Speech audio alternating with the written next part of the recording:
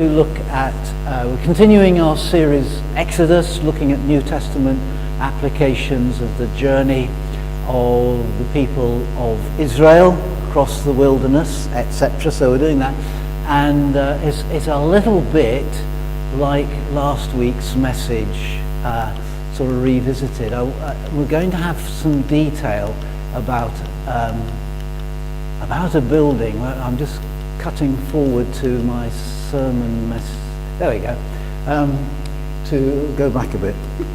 Okay, in the Old Testament reading, this is what you're going to hear described, but I do understand that sometimes when you read a description, it's difficult to visualize what you're reading, particularly if you've got one of those buttons in your head, which when it's a long reading from the Old Testament, something gets turned off. Has that ever happened? No, okay. It can happen sometimes. So I thought, let me quickly introduce what it's going to describe. What is that on the screen, by the way? It's the tabernacle, that's right. It's sort of like a shed, Carol, yeah. Sort of. It's a kind of mobile temple building, which God designed, told Moses about. He told the people of Israel, if you would like to help build this, you give your offering. If you don't want to, you don't have to. And if you want to help because you've got some skills, you bring your skills and we'll build what God has asked us to make. So we're going to have a look at that. So just very quickly, we're going to hear it written for us in the book of Exodus in just a moment. But that's what's being described. It's this outer courtyards, which on this picture, you didn't know that Moses took photos of it, did you? But that's the courtyard, and that shed-like structure right in the middle there, that's about 3 times my height. If you imagine me standing on my own shoulders and then doing it again, that's about the height of it. So it's quite big. It's got 3 layers of coverings, 2 of which are leather, so it's quite heavy to transport. It's quite an epic to move this thing around, but it does enable the people of Israel to have a temple with them wherever they go. And it's going to be described for us. It's going to describe the interior. I'll return to this briefly in the preaching, but so this diagram now shows just the shed thing, Carol, just the big tent itself, the marquee. Outside is where the sacrifice and the washing happens. Inside it's going to describe to us a place for light, a place for bread, and a place for burning incense, and an inner room, which is where the Ark of the Covenant is going to be. Okay, so that was just to give you a quick picture before we get there. The point that the writer to the Hebrews will share with us is, and there we will find guidance for being a New Testament people. Okay, so we have an Old Testament still in our Bible because it helps inform us about how to be New Testament. Just a quick bit of revision. What does the word testament mean? Contract? Sorry? Agreement, covenant, yeah. Contract, agreement, covenant. So when we're reading the Old Agreement and we read about the New Agreement, we are New Agreement people, Christians.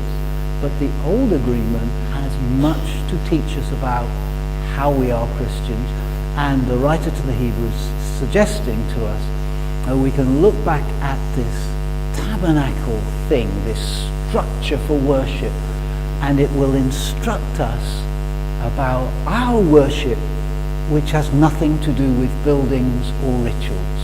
All right, so we'll have a look at that, and we're going to have the reading first. So the readings today are taken from Exodus 25, 1 to 9, and Hebrews 9, verses 1 to 14. The Lord said to Moses, "Tell the Israelites to bring me an offering. You are to receive the offerings for me from each man whose heart prompts him to give. These are the offerings you are to receive from them: gold, silver and bronze, blue, purple and scarlet yarn and fine linen, goat hair, ram skins dyed red and hides of sea cows, acacia wood, olive oil for the light, spices for the anointing oil and for the fragrant incense, and onyx stones and other gems to be mounted on the ephod and breastpiece. Then have them make a sanctuary for me, and I will dwell among them. Make this tabernacle and all its furnishings exactly like the pattern I show you. Now the first covenant had regulations for worship and also an earthly sanctuary. A tabernacle was set up. In its first room were the lampstand and the table and the consecrated bread. This was called the holy place. Behind the second curtain was a room called the most holy place, which had the golden altar of incense and the gold-covered ark of the covenant. This ark contained the gold jar of manna, Aaron's staff that had budded, and the stone tablets of the covenant. Above the ark were the cherubim of the glory, overshadowing the atonement cover, but we cannot discuss these things in detail now. When everything had been arranged like this, the priests entered regularly into the outer room to carry on their ministry. But only the high priest entered the inner room, and that only once a year, and never without blood, which he offered for himself and for the sins the people had committed in ignorance. The Holy Spirit was showing by this that the way into the most holy place had not yet been disclosed, as long as the first tabernacle was still standing. This is an illustration for the present time, indicating that the gifts and sacrifices being offered were not able to clear the conscience of the worshipper. They are only a matter of food and drink and various ceremonial washings, external regulations applying until the time of the new order. When Christ came as high priest of the good things that were already here, he went through the greater and more perfect tabernacle that is not man-made, that is to say, not a part of this creation.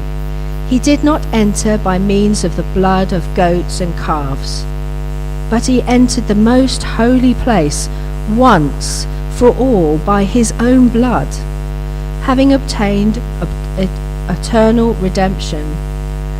The blood of goats and bulls and ashes of a heifer sprinkled on those who are ceremonially unclean sanctified them, so that they are outwardly clean. However much more then will the blood of Christ, who through the eternal Spirit offered himself unblemished to God, clean our consciences from acts and lead to death, so that we may serve the living God. Amen. And it can all seem a bit involved, can't it? So do feel free to sort of go, just a minute, I'm getting lost here, or raise any issues. I'll be happy to speak. So last week we were looking at two mountains, an actual geographical mountain called Sinai, and a place with the meeting of God on Sinai where the law was given to Moses for the people of Israel. So Sinai's top at least, and the whole mountain really, was regarded as a sacred place. But it was for a moment, if you like, because the people of Israel soon moved away from that area and didn't go back to Mount Sinai. They took with them instead the law, and they built, as the law showed, the tabernacle to the design given, etc. They didn't return to that place. What they had now was a place that went with them, the tabernacle. Kind of like if you imagine having a temple that you can tow around like a caravan, or that you can pack up like a marquee and move with you from place to place. So that's what they had in the tabernacle. So they didn't need Mount Sinai's top anymore. They now had a meeting place between people, God's people, the children of Israel, the Israelites, and God himself. And so this tabernacle was placed always in the center of the camp as these people moved on. Remember the general plot. at this stage. Remember that these people were the descendants of migrant workers, economic migrants who had moved from Palestine to Egypt at a time of economic. So wherever they moved their camp, it was a little bit disorganized, but there was some organization, right? The tabernacle would be set up at the center, and all the people would camp around it. And there was so if you don't mind doing that bit, yeah. So that if you were, say, from the tribe of Judah, you saw where the tabernacle was, you camped north. If you were from a different tribe, you might be camping to the south or the east or the west, depending on which tribe you were. So the tabernacle was always set up at dead center of the camp, and that represented the place where you could meet with God. We'll go into a little bit more about that in a minute.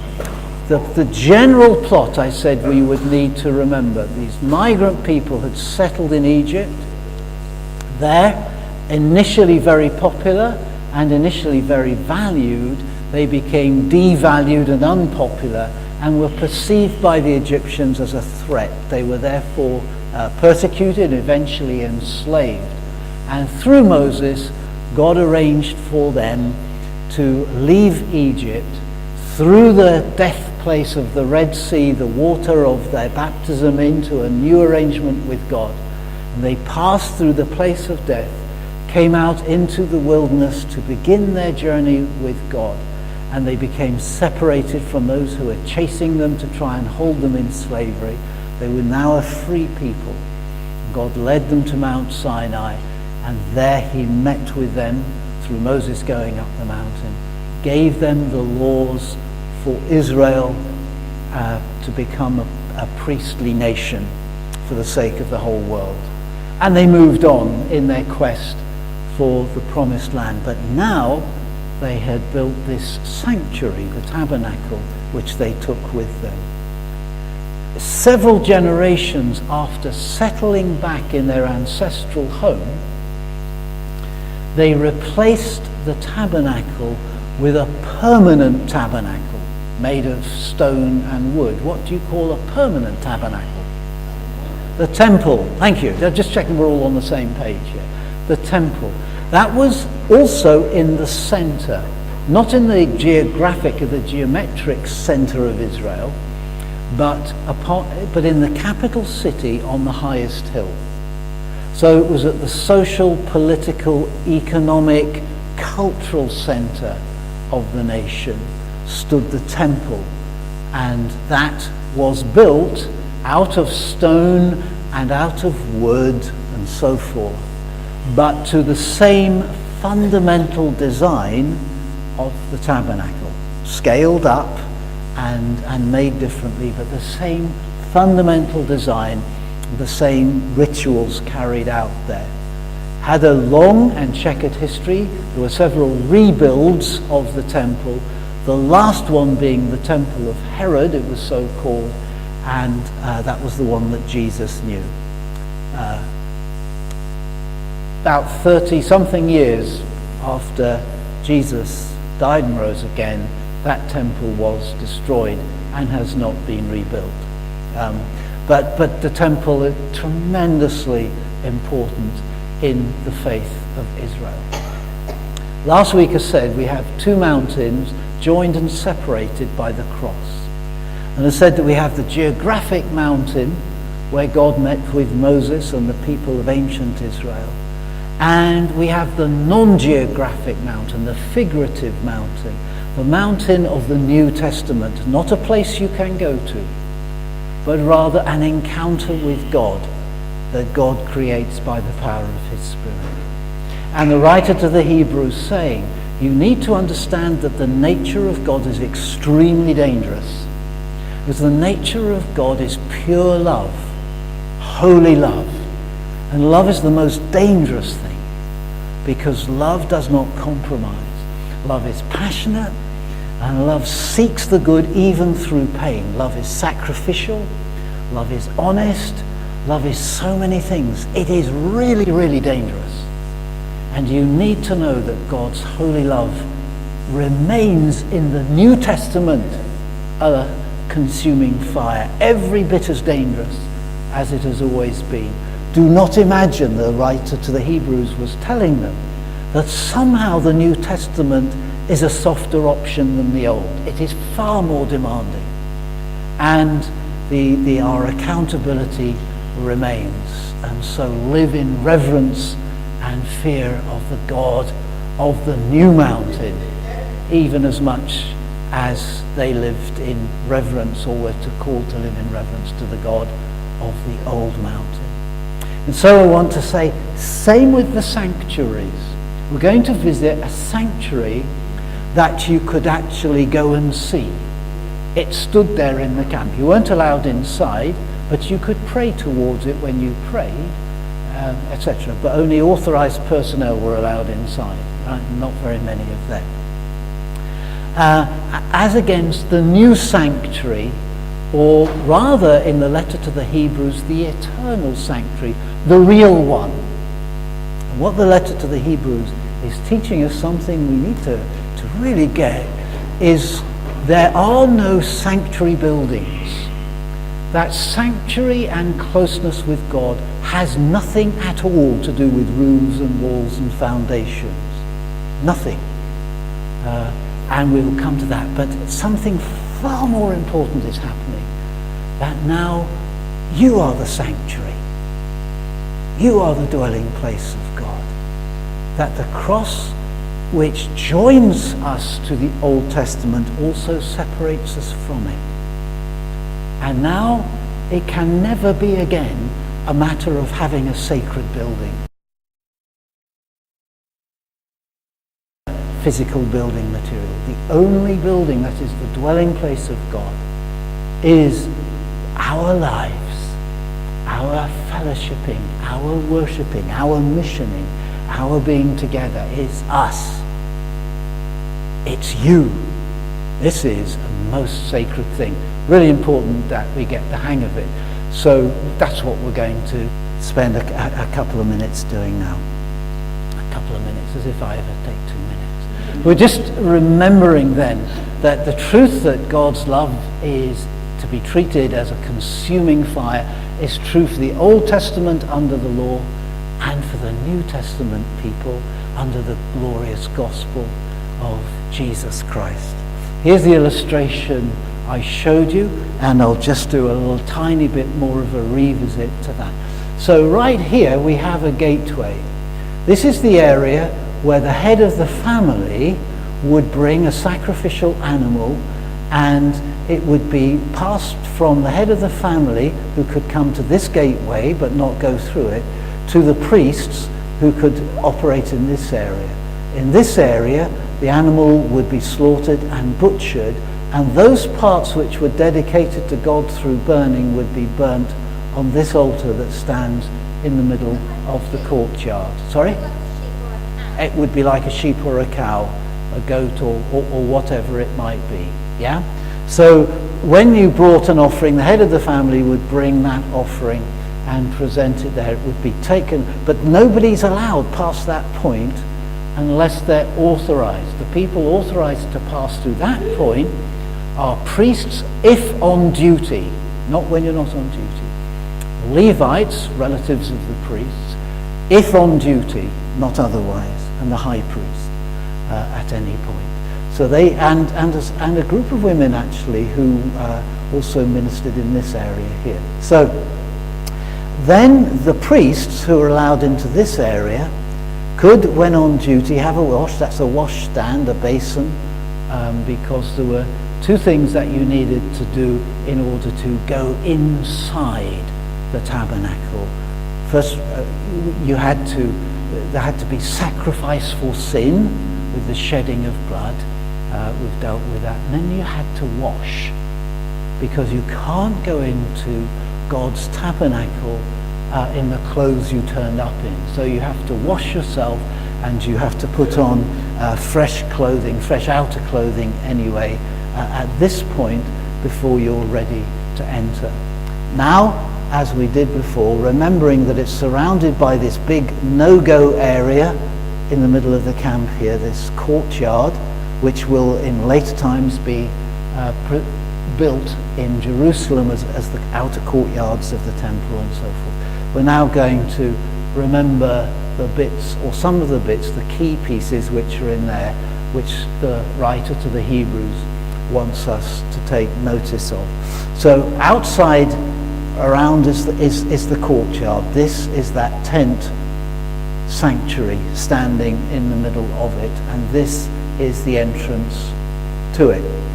So just outside the entrance is the washing stand and the place of sacrifice and the altar of burnt offering, as it's called. Inside this first room, called the holy place, are 3 key items of furniture. It's good that we don't have key items of furniture in the church, but they had key items of furniture. And one was the menorah lamp, the sevenfold light of God, which represents that God is the light of the world. And you'll already be hearing the New Testament. You'll be hearing in your memory, but didn't Jesus say, "I'm that"? Yes, he did. He also said, "I'm the bread of life." And here in this holy place where nobody ever gets to see it unless they're a priest or a Levi, but they know it goes on, they're told about it, they just don't get to see it. Here is a table, and every day fresh bread is placed on it. It means what you mean when you say, "Give us this day our daily bread." Right? It means a number of things. In other words, thank you for the means to life that I enjoy, that we have. But we need you to keep ensuring that we have the means to life. Not just me, but us, the world. Grant us, God, the means to life, the food we need every day, and everything that makes life happen. We need it. So thank you for giving it. Please don't forget to give it. Look after us. We need you. So that speaks of our dependence upon God. So we've got the light of God and his presence among his people. We've got our dependence upon God. Then we have the table of incense, where incense was burned. Burning is a common religious symbol. It's very, very powerful, and it's fascinating. If you ever set fire to things, I love setting fire to stuff. I'm not sure I should say that publicly, but anyway, I do. I think fire is so fascinating. One of the things that happens when you burn something is you take something which has one structure, you set fire to it, and before your very eyes it changes. And it goes up in a puff of smoke and disappears into the ether, unseen. It's like prayer, or like lots of things where you physically do something, but you're offering it to go beyond what we are physically experiencing and into what is eternal and beyond our understanding and beyond our seeing and so forth. Well, they burnt incense in the sanctuary to stand for the prayers of God's people. You can read about that understanding of it in the book of Revelation. But basically, that sense that when you pray, a human brain is shaping thoughts. You might put it into physical words. You might do some other things to express your prayer too. But it goes beyond this moment and into what is truly real and eternal. For what is more real? That which you can hold in your hands, as I can hold this Bible in front of you. There's no question that this is real. Right? It's perfectly real, isn't it? But will it be real in 1 billion years from now? No, it won't be. There is no method of preserving this for 1 billion years. Right? It's real, but it's passing away. In its pages, in its words, in its meaning, however, is that, as Jesus said, but never pass away, which is permanent, which shares God's permanence. So that's even more real than the physical stuff you can touch. So the contrast isn't between what's real and what's spiritually unreal, but rather completely the other way around. What's real and what is so real it's permanent. And so the incense speaks of prayer going from this passing life that you and I lead into the permanent presence of God. It's a great mystery. And I'm sure the priests were very grateful for incense because it smells kind of nice, doesn't it? And I can't believe that inside that tent it normally smelled nice. I think it would smell awful. It's kind of like an abattoir in the tropics. You know, it would be really a grim place to be. Made usable by the light, and perhaps the incense sweetened the air. It would have been oppressively hot inside many days as well. Then there's another no entry sign, if you like, in the law. So only priests and Levites on duty are allowed through that door. And only one person is authorized to go through that into the most holy place, or Holy of Holies if you translate it literally, where there's an item of furniture of great significance, a big wooden box, inside of which are the stone tablets for the law. And the presence of God is held to be most intense in midair just above that box. And so that is such a hallowed space that only the high priest, and only on one given day per year, goes in there. Otherwise nobody ever goes in.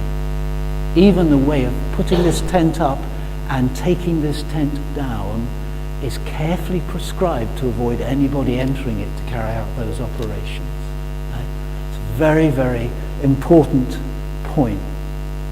Writer to the Hebrews says, well, that may interest you historically or not, but actually it's saturated with lessons for life for us as the people of the church, because there is this thing which is,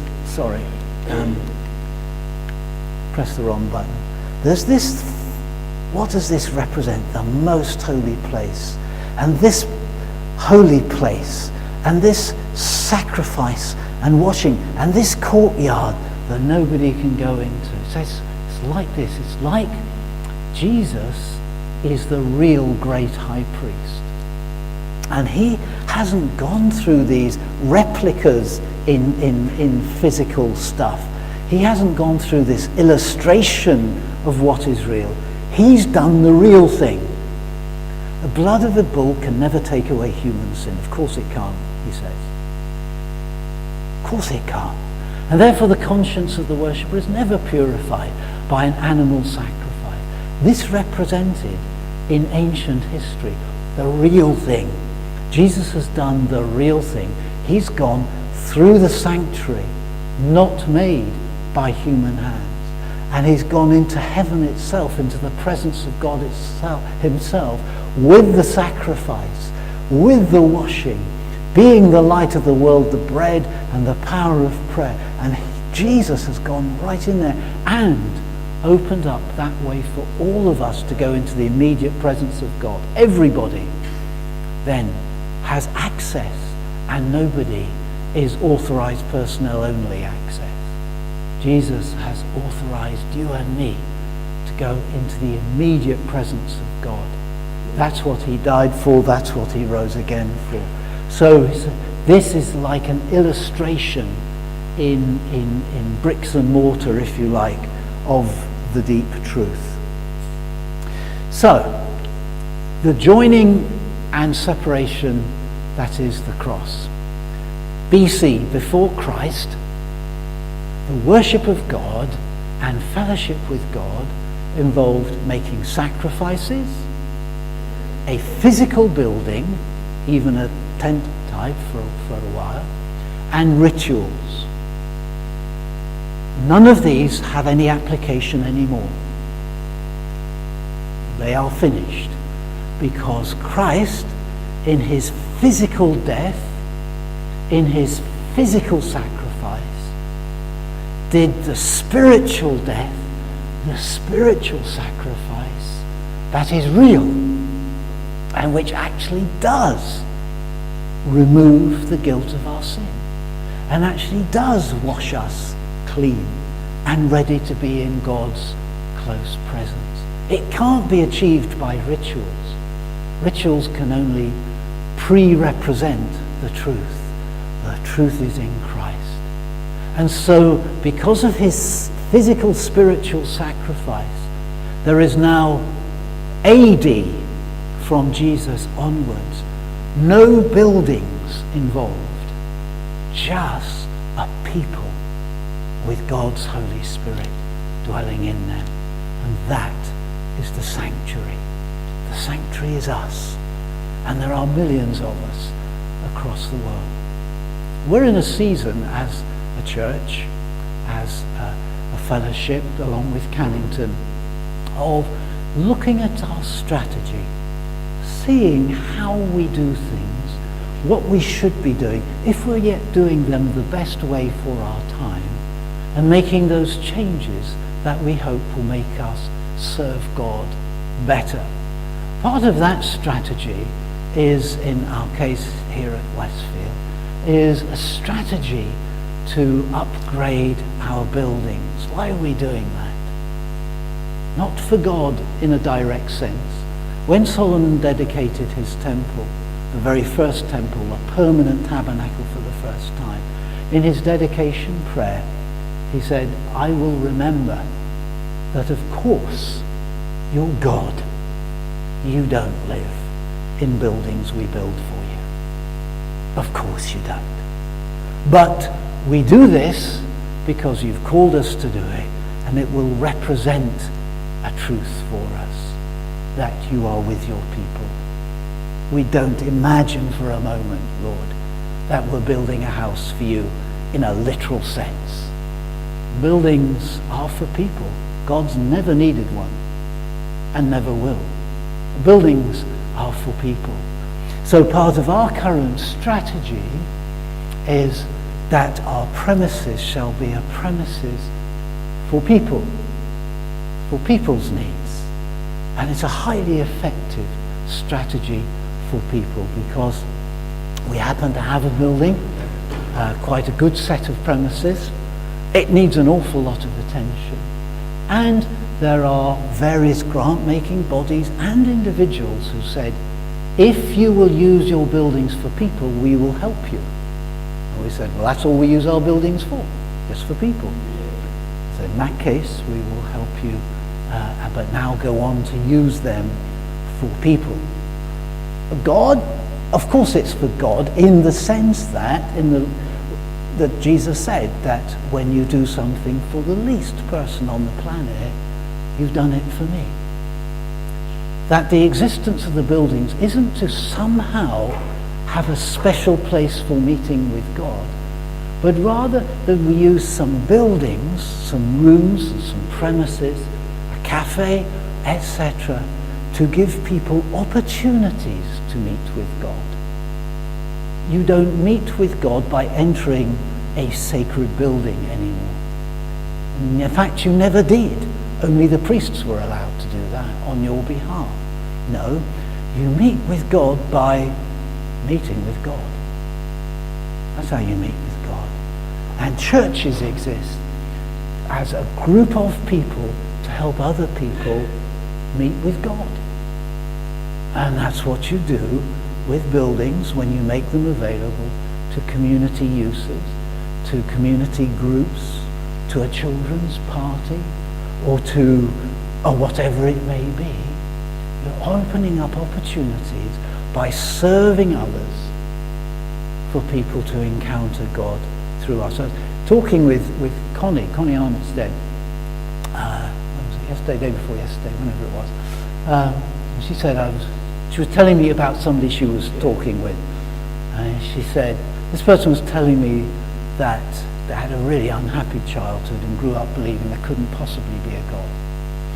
Until this person met with Westfield through its buildings and said, that person has told me I've completely changed my ideas because of the people I've met at Westfield. Yeah. That's why we have buildings, and we're so blessed. We are spending, £750,000. I don't think you probably put much of that in, did you? That's all come through other people's generosity, through the most phenomenal grants and so forth, through the efforts to raise those grants, so that we can use bricks and mortar to serve people in the name of Jesus. It's wonderful. And we are so blessed to be supported in this. Please pray for the buildings team who are currently because we're about to start the work in the top hall there, and there'll be some new work going on just here in the next couple of weeks, is it? We'll start some new work here and so forth. It is glorious, but these people are working hard on your behalf. Others are giving money hard on your behalf. For the rest of us, it will be important that we play our part in representing Jesus to people, because that's why we have buildings. Why do we have rituals? Well, we don't. Not really. Well, any family actually develops rituals. Do you have any in your family? We have a load in our family. Lots of little things we do when we get together. Jokes we make, and meals we eat, and stupid stuff we do, and so forth. Little rituals. So of course we have rituals in one sense. But actually, in the New Testament, ritual is confined to this: break bread and pour out wine and share it. So there's nothing else. That's it. Oh, come together, pray, worship, be together. So, but detail? No. If you want to go into Exodus, Leviticus, Numbers and Deuteronomy, the detail about the building of this tent and this sanctuary and who's allowed where and what they've got to do on which day of the year and so forth is endless. Jesus gave us no rituals beyond breaking some bread and sharing it, pouring out some wine and drinking it. And baptism as well. So he didn't even tell us how to do baptism or how to do communion. Just said, just do it. So that's it for ritual. The rest we make up ourselves according to what we think will help most people meet with God. That's all we do. Our times of worship are never to be seen as, I went to church and now I've come away again. Because you won't meet God in this space any more than you can meet God anywhere else. Right? There's no magic going on. No mystique here. There's just the fact of God's promise in Jesus that where we come together in his name, he'll be with us. And so our worship times, whatever we do with them, and there are no rules in the Bible for how Christians are to worship, whatever we choose to do with them to help other people come and get to know God, they're, to me, I would use the image of a reservoir. What's the point of a reservoir? It's not to stop the river flowing, it's to guarantee it always flows. Right? The flow of God's grace needs those points, or rather, God doesn't need it, we need those points where there is an opportunity to fill up a bit on areas that may be a little empty, so that the flow of grace through our lives can continue constantly. So we'll need, as the writer to the Hebrews said, concluding on some of these points, don't give up meeting together. It's really important. Make sure you meet together. Don't tell us what to do when we meet together. Just say, meet together. You must do it. And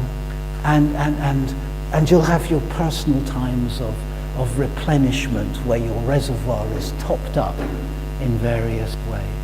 Why?